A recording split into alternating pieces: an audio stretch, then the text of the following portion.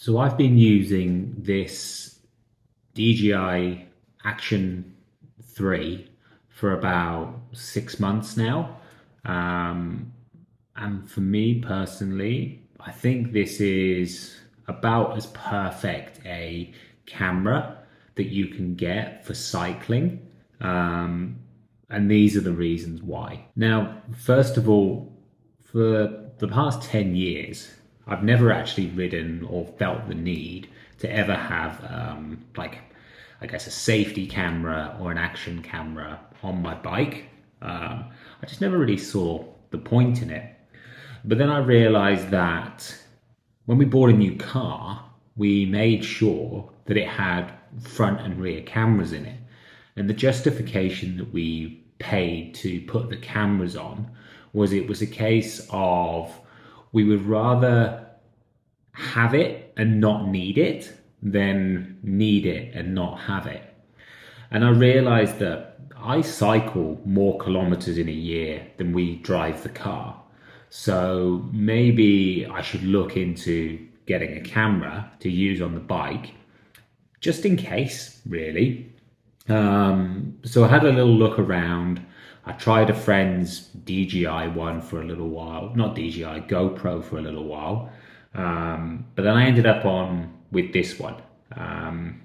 And I really think that this is perfect. Now, I guess the first thing that anybody should really consider, and what I considered when buying one of these, is whether or not really the video footage is good enough in case for any reason you do need to use it. But this thing shoots in 4K. The video and the quality of it, I think, is fantastic. In fact, all of the videos that I've put up on this channel have actually been shot with this small camera. I just turn around and vlog sort of style with it. And I think the camera, the quality, and even the sound is absolutely perfect. So when I've got it on the bike and it's filming on my commute, or if I'm on a group ride, or I'm off on a gravel ride somewhere, the picture quality is brilliant. I just leave it set as 4K, 24 frames per second, and it's golden.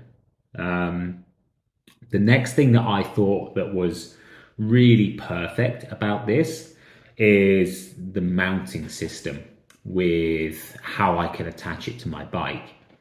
Now, because my front light actually has a GoPro style mount underneath it, what you do with these is it just bolts on, it just pushes on, sorry, like a magnet. So it's so easy in the mornings when you just go into work or wherever, you just quickly pop straight on the bike, you finish your ride, and you can just take it straight off. It's so clever because it makes it effortless to actually use this thing. And I think that's one of the biggest drawbacks to some of the other solutions that I was looking at. The charging on it is USB-C. My phone is USB-C. My laptop is USB-C. So it's just convenient. The next major thing is I can record on this for continuously for probably just over 2 hours. Now, I will normally, if it's during the week and I'm just commuting, I'll get it charged up, that's fine. Pop it on the bike, hit record, and my ride in and out from the office and back is about half an hour each way. So I can go 2 days without needing to charge this, which is fantastic. And the kit that I bought also comes with 2 other batteries.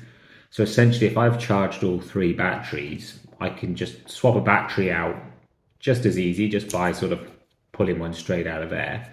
But that's a whole week's worth of commuting. It just makes it simple. When I was borrowing a friend's GoPro, that would barely last the commute into work. And then I'd have to charge it. So I'd have to take an additional cable in. And just those extra things that I had to think about made me essentially not want to use it. I also found that getting the footage off the GoPro, unless you use the app on your phone, like if I wanted to put it onto my laptop with the newer GoPros, like every time I was doing, I had to pull out the SD card. But once again, I just put in a USB-C cable from this straight into my laptop, and it's just simple. The front-facing camera means that if I do want to record it for, I don't know, something for this video, the front-facing screen makes it easy. They all come with this now, and it really should just be one of those standards. This one's filthy as well at the moment. Actually, this one's probably a little bit clean at the moment because I take it through everything. Like I said, I'll ride with it just into the city, just on commuting or on some of the trails around here. I've taken this on group rides, and I've also taken this on some pretty solid gravel rides, and that's also where the footage and the software in this shined out. So I took it down with me to the Brisbane Ranges the other day, and there's some really fast downhill sections, but the roads are really poor at the moment, and it's really corrugated, so you're bouncing in and out on the handlebars. And I had this on a chest mount, and the stabilization on the footage, I mean, you can see here, my hands are going everywhere, but the footage is just now still silky smooth.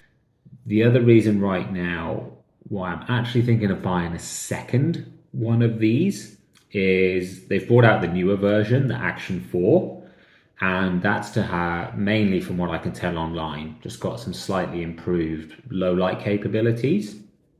But that means there's a heap of these going cheap, secondhand or even new. So I'm debating buying a second one of these just to actually put on the back of my bike. The only thing I would love to be able to do is pair them with, say, a controller somewhere and be able to start them both at the same time. But I think that could just be wishful thinking. Having the little quick start button as well.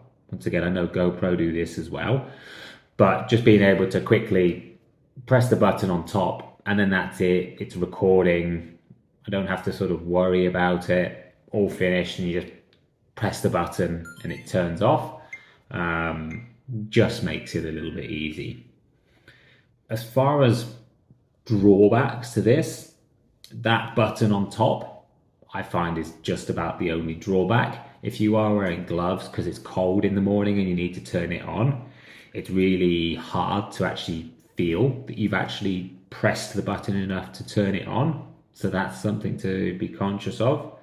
But if you're in the market for a camera to use on your bike, I cannot recommend this enough. It really has been flawless for myself now, and I'm so happy with it. And like I said, to the point where I'm thinking of buying a second one just to put on the rear. Now, I know there are a few options to go on the back of the bike with like Varia radars and things like this. And I know Cyclic do one that also incorporates a rear light. So if anybody's got any recommendations for a rear camera on a bike, I'd be really interested to hear your thoughts. How you've mounted it, what the battery life and the filming sort of efficiency is on it. Because depending on sort of what advice I can get from people, I might just end up going and getting another one of these action cameras. So if you've got any questions about this, anything you want to know a little bit more about how I found it whilst riding, let me know. Just drop a comment. I'm happy to answer anything. But yeah, this has been fantastic. And it's just nice to buy something these days that just works.